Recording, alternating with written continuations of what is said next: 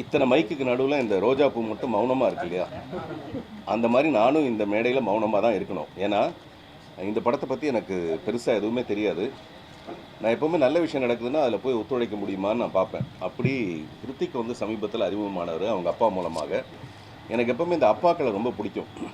அவர் அப்பா வந்து தன்னுடைய பையனுடைய அறிமுகத்துக்கு நீங்கள் வந்து வாழ்த்தினா நல்லா இருக்குன்னு சொன்னார். அதை தவிர எனக்கு இந்த மேடையில் எல்லாரையும் நான் இங்கே வந்து தான் பார்க்குறேன்.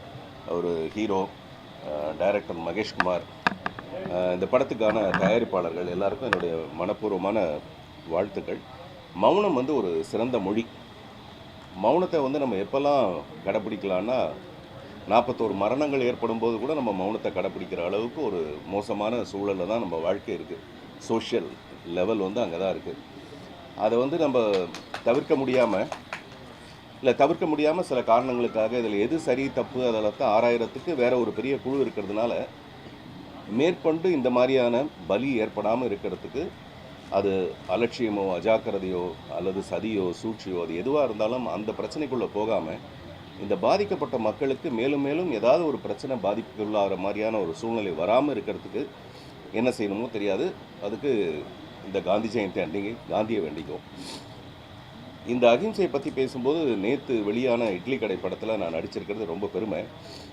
அவங்க இட்லி கடைன்னு சொன்னதுனால நான் அதை பற்றி சொல்ல வேண்டியதாக இருக்குது. அதில் 2 விஷயம். ஒன்று வந்து அப்பாவை பற்றி பேசும்போது நான் இட்லி கடையை பற்றி பேசணும்னு நினைக்கிறேன். இட்லி கடை வந்து ரொம்ப பிரமாதமாக ஒரு அகிம்சையை பற்றி சொல்லியிருக்க ஒரு படம். பொதுவாக இந்த காலத்தில் வந்து வன்முறையை வச்சு படம் எடுத்தோம்னா டெஃபினட்டாக அது பாக்ஸ் ஆஃபீஸ்க்கு போயிடும். அந்த மாதிரி ஒரு காலகட்டத்தில் அகிம்சையை நம்பி ஒரு படம் எடுத்திருக்காருங்கிறது தனுஷ்க்கு ஒரு ஸ்பெஷல் பாராட்டு.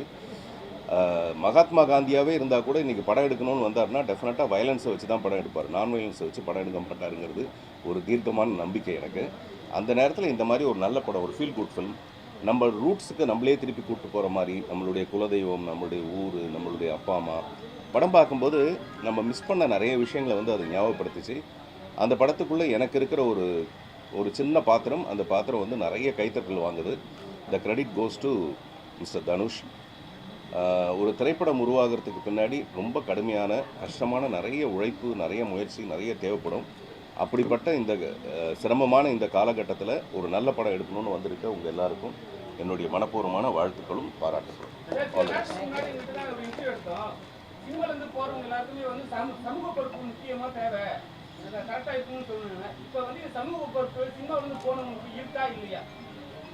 ஏன்னா 4 நாள் 3 நாளுக்கு அப்புறம் தான் ஒரு பேட்டியே கொடுக்குறாரு. அது குவாலிட்டியே இல்லாமல் சினிமாவில் கொடுங்க ஒரு வீடியோ போடனா கூட குவாலிட்டியாக பண்ணுவாங்க எதுவாக இருந்தாலும்.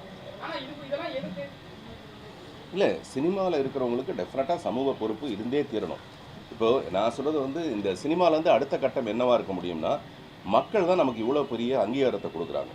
இப்போ நான் வந்து சினிமாவுக்கு வந்தப்போ எங்கள் அப்பா அம்மா கஷ்டப்பட்டு எனக்கு சோறு போட்டிருந்தா கூட எனக்கு சொசைட்டியில் பெரிய மரியாதை ஏற்படுத்தி கொடுத்தது இந்த புதிய பாதையின் மூலமாக இந்த சமூகம்.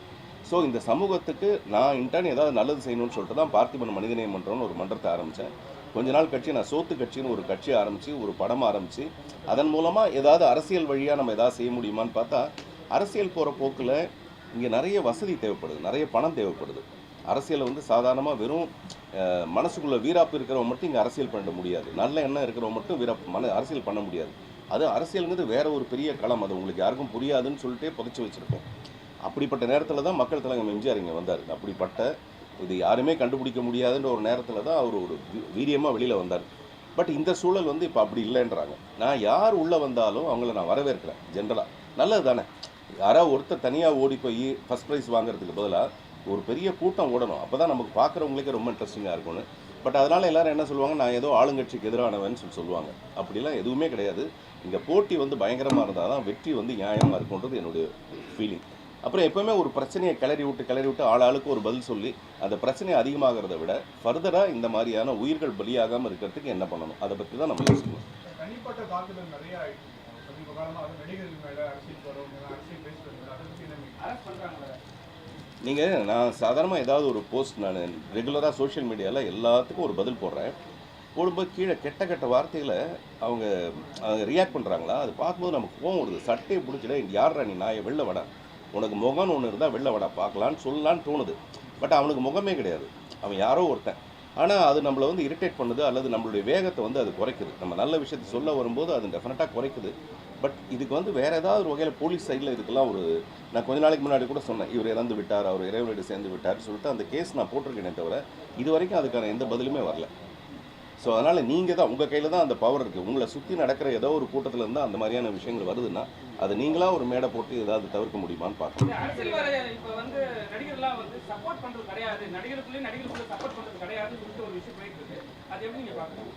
அதாங்க நான் வந்து இப்போ மிஸ்டர் விஜய் நேரடியாக சொல்கிறேன், மிஸ்டர் விஜய் வராரு அப்படின்னோட நல்ல விஷயம் தானேங்க. ஒரு சினிமாவை விட்டுட்டு இவ்வளோ பெரிய சாக்ரிஃபைஸ் பண்ணிட்டு வராருன்றது ஒரு புது எண்ணத்தில் சொல்கிறதே தவிர சார் அப்போ சப்போர்ட் பண்ணியிருந்தாங்க. இப்போ 41 உயிர் போனதுக்கு அப்புறம் யாருமே வந்து அவருக்கு உதவி குரலாக யாருமே கொடுக்கவே இல்லை. அரெஸ்ட் பண்ணணும்னு தான் சொல்லியிருக்காங்க 2-3 நடிகைக்கு. அதான் சொல்கிறேன், நம்ம அதையே நம்ம நடிகை மட்டும் ஃபீமேல் லீடை மட்டுமே எடுத்துக்கிறோம். மேல் லீடெலாம் இருக்காங்கல்ல, அதனால் நீங்கள் என்ன சொல்றீங்க? இல்லைங்க. நான் என்ன சொல்கிறேன், அந்த விஷயம் பெரிய விஷயம். அதுக்கு ஒரு ஆணையம் அமைக்கிறாங்க, அதுலேருந்து தீர்ப்பு வரப்போகிறது வேறு விஷயம். நான் தனியாக ஒன்று சொல்கிறது, அவங்க தனியாக ஒன்று சொல்கிறது, இவங்களை அரெஸ்ட் பண்ணுங்க அவங்கள அரெஸ்ட் பண்ணாமல் சொன்னால் அப்புறம் சட்டம் எதுக்கு, ஜட்ஜஸ்லாம் இங்கே எதுக்கு? அதனால் அதெல்லாம் கொஞ்சம் அத்துமீறின விஷயங்கள், செய்திகள். இட்லி கடையில கெஸ்ட் ரோல் மாதிரி நடிச்சிருக்கீங்களே, என்ன காரணம்? அந்த கேரக்டர் தனுஷோட எனக்கு ரொம்ப நீண்ட பழக்கமும் ஒரு சண்டை ஒன்று இருந்துகிட்டே இருந்தது. 1001 டைம்லேருந்து அது அவர் தான் நடிக்க வேண்டிய ஒரு ரோல், அவருக்கு பதிலாக தான் நான் நடித்தேன். அது சம்மந்தமாக ஏதோ ஒரு பிரச்சனை இருந்தது. அப்புறமேல வெற்றிமாறனுடைய படத்தில் நான் தான் நடிக்க வேண்டியது. அது என்ன படம், ஆடுகளம். அது நான் பண்ண முடியாமல் போயிடுச்சு சில காரணங்களால். இப்படி எங்கள் 2 பேருக்குள்ளே நிறைய உரசல் ஒன்று இருந்துகிட்டே இருந்தது. அப்புறம் சூதாடின்னு ஒரு படம் வெற்றிமாறன் ஆரம்பித்தார். அது ஒரு 5 நாள் ஷூட்டிங்கோடு நின்று போச்சு. இது ஏன்னு எனக்கு தெரியல. இது எல்லாத்தையும் ஈடுகட்டுறதுக்காக இந்த தடவை தனுஷ் வந்து இந்த படத்தில் நீங்கள் நடிகன்னு கேட்ட உடனே நான் டெஃபினட்டாக என்ன கேரக்டர்னு கேட்டேன். அது ரொம்ப சின்ன கேரக்டர் தான், ஆனால் சின்ன கேரக்டரில் ஒரு சின்ன ட்விஸ்ட் ஒன்று இருந்தது. இப்போ நான் வாழ வைப்பேன்னு ஒரு படத்தில் ரஜினி சார் வந்து ஒரு 5-6 சீன் வந்தாலும் கிளாப்ஸ் வாங்கிட்டு போயிடுவார். நான் எப்போவுமே அதை எதிர்பார்ப்பேன். அந்த விஷயம் வந்து அதுக்குள்ளே இருந்தது. தியேட்டரில் பார்த்தீங்கன்னா அதுக்கு பிரமாதமான ரெஸ்பான்ஸ். இத்தனைக்கும் நான் ரொம்ப நெகட்டிவாக போய் அந்த செகண்ட் ஹாஃபில் நான் என்னோடய ட்விஸ்ட்டை வந்து பயங்கரமாக அப்படின்னா ஜனங்க வந்து ஆர்வமாக எதிர்பார்த்துட்டு இருக்காங்க. என்னை எப்போவுமே யாருமே ஒரு வில்லனாக பார்க்குறதே கிடையாது. நான் வில்லனாக நடித்தா கூட இவங்களுக்குள்ளே வேறு ஏதோ ஒரு நானும் ரவுடி தான் கூட எடுத்துக்கிட்டிங்கன்னா என்னை முழுக்க வில்லனாக பார்க்க மாட்டாங்க. நயன்தாரா வருவாங்க, நான் சைட் அடிப்பேன், அது ஒரு ஹீரோ மாதிரி தான் பார்ப்பாங்களே தவிர அதை ஒரு வில்லனாக பார்க்கவே மாட்டாங்க. ஏன்னா மக்கள்கிட்ட வந்து என்கிட்ட அந்த மாதிரி ஒரு நல்ல அபிப்பிராயம் இருக்கிறதுனால இந்த படத்துக்கு அப்படி ஒரு கிளாப்ஸ் கிடச்சிது. தேங்க்யூ. சார், நீங்களே பெரிய டைரக்டர், பையன் டைரக்ட் பண்ண படம் நடிக்க போறேன்னு கேள்விப்பட்டோம். அந்த மௌனத்தை எப்போ உடைக்க போறீங்க? என்ன தலைப்பு? இல்லைங்க, இதில் மௌனம் ஒன்றுமே கிடையாது. என் படம் வந்து என் பையன் வந்து ஸ்கிரிப்டெல்லாம் ரெடி பண்ணி வச்சுட்டாரு. அவருக்கு ரொம்ப நாளாக கமர்ஷியல் படம் பண்ணணும்னு ஆசை. இப்போ நான் நிறைய எக்ஸ்பெரிமெண்டல் ஃபிலிம்லாம் பண்ணி நான் அடிப்படுறதெல்லாம் அவர் பார்த்துட்ருக்காரு. அதனால் அவருடைய ரூட்டே அப்படியே வேறு. அவர் லோகேஷ் கனகராஜ், நெல்சன் இந்த மாதிரி ஒரு படம் 2 படம் 100 கோடி 500 கோடி இப்படி ஏதாவது போகிறது தான் அவருடைய பிளானு. அதுக்கான பொட்டென்ஷியலும் இருக்குது அவர்கிட்ட. அதனால் அந்த படத்தில் இப்போ பெரிய பெரிய படத்துலலாம் எனக்கு ஒரு சின்ன ரோல் தான் கொடுப்பாங்க. அதனால் என் பையனாக இருந்தால் கூட பெரிய படம் பண்ண போகிறாரு, அதில் எனக்கு ஒரு சின்ன ரோல் கொடுப்பாரு. அதுதான் இருக்கிறதுலே ரொம்ப பெருமைங்க. நம்ம பையன் ஒரு நாளைக்கு வந்து நம்மளை ஒரு படம் டைரக்ட் பண்ணுறான்னு வச்சுங்களேன், அது ரொம்ப பெருமையான ஒரு விஷயம். அதில் எவ்வளோ சின்ன ரோலாக இருந்தாலும் நான் நடிப்பேன். தயாரிப்பாளர்கள் கிடைக்கிறது ரொம்ப கஷ்டம். இப்போ இவங்களுக்குலாம் கிடச்சிருக்காங்க, ஒரு 4-5 பேர் கிடச்சிருக்காங்க. அந்த மாதிரி இந்த தயாரிப்பாளர்களுக்கு என்னுடைய பாராட்டுகளும் வாழ்த்துக்களும். என் பையனுக்கு அந்த மாதிரி நல்ல தயாரிப்பாளர் கிடைக்கும் போது டெஃபினட்டாக படம் பண்ணுவோம். சார், கொஞ்சம் காலமாகவே நீங்கள் ஒரு மௌனம் வச்சுன்னு இருக்கீங்க. அரசியல் கட்சி தொடங்க போகிறேன்ட்டு ஒரு மௌனமாகவே இருக்கீங்க. எப்போ வந்து கலைய போகிறீங்க? எப்போ ஸ்டார்ட் பண்ண போகிறீங்க? டெஃபினட்டாக 26 இல்லைங்க, 26 வேறு சில போட்டிகள் இருக்கிறதுனால 26 நான் தான் சிஎம்னு ஒரு படம் மட்டும் எடுக்கலான் இருக்கேன். அது இப்போதைக்கு கட்சியை தொடங்குற ஐடியா இல்லை. ஏன்னா இருக்கிற கட்சிகளுக்குள்ளே இருக்கிற போராட்டமே கரூர்லேயே ஜரூராக இருக்குது. அதனால் நன்றி, மிக நன்றி. எல்லாருக்கும் வணக்கம். இங்கே வந்திருக்கிற எல்லா ப்ரெஸ் அண்ட் மீடியா எல்லா பீப்புளுக்கும் வணக்கம். இது என்னோடய ஃபர்ஸ்ட் டெப்யூ ஃபிலிம், செகண்ட் லீடாக பண்ணுறேன். என் பேர் ஜேஎஸ்ஆர், ரித்திக்னு சொல்லலாம். ஸோ எல்லோரும் சப்போர்ட் பண்ணி என்னை அக்செப்ட் பண்ணுவீங்கன்னு ரொம்ப மனதுபூர்வமாக கேட்குறேன். அவ்வளோதான். Thank you so much. ஹலோ, வணக்கம். First of all thank you so much.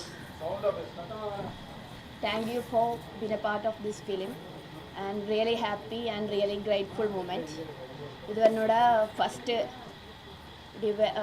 Multi language movie. இதில் பண்ணதுக்கு ரொம்ப சந்தோஷம். பண்ண போகிறதுக்கு கொஞ்சம் தமிழ் தான் தெரியும், because I am a Malayali. So thank you so much.